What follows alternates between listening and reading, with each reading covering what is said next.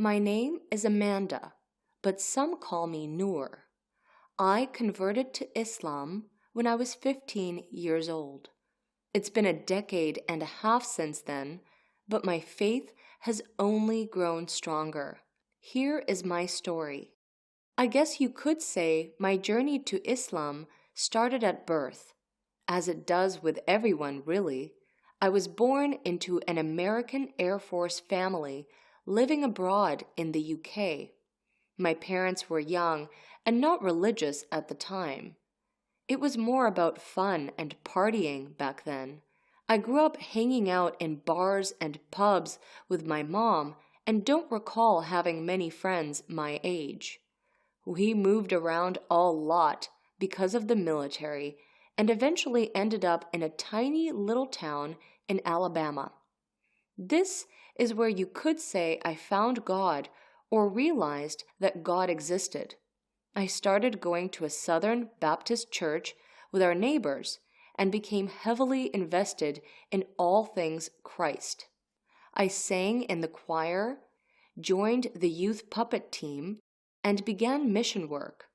I was only 10, but I was going out with a team of people every Monday night to spread the good news.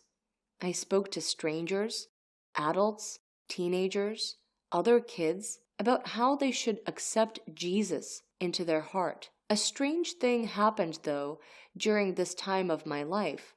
The more I told people about Jesus, the more I felt empty. I started to feel like a fraud because I realized I didn't believe what I was telling people. I had questions that church leaders couldn't answer, like, why does the Bible say not to eat pork, but we all have Sunday hams? Or why does the Bible tell women to cover their hair, but only nuns do that? Is Jesus really God? Why is that? It didn't make sense to me. I started high school as a loner. I didn't know who I was, what I believed, or what I wanted from life. So I kept to myself. I saw a girl in the cafeteria one day, a Muslim girl, wearing the hijab.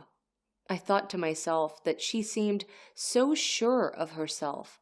I wondered how she was so brave to wear that thing on her head at school. How was it that she didn't care what others thought of her? I eventually befriended her and found her to be the most incredible person.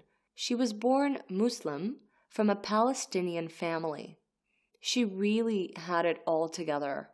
She knew what she believed and why. She was strong and brave and beautiful. I wanted to be like her. I wanted what she had. We started talking about religion little by little, and I would ask her questions about Islam, while at the same time challenging her. I started to read books from the library about Islam and searching all I could on the internet about her faith. One day, she brought a CD and told me to listen to it when I got home. I thought it would be some cool Arabic pop music from her country, but I was oh so wrong. I didn't know what it was I was listening to. All I knew was that it was beautiful. I couldn't understand a word being said, but for some reason it made me cry. After listening to her CD for several hours, I realized it was the Quran. I listened some more and thought to myself, I think I must be a Muslim. I went to school next day and told my friend. I said it with all the confidence in the world. Hey Tia, so I am a Muslim now. She laughed a little and smiled. She then explained the Shahada to me. She told me what it meant and why. She said if I wanted to be a Muslim, I needed to say it. So I did, without any hesitation. I didn't know how to be a Muslim, but I knew in my heart that I was one. A few years passed, and I continued on as a very young closet Muslim. I was 19 now and becoming a woman.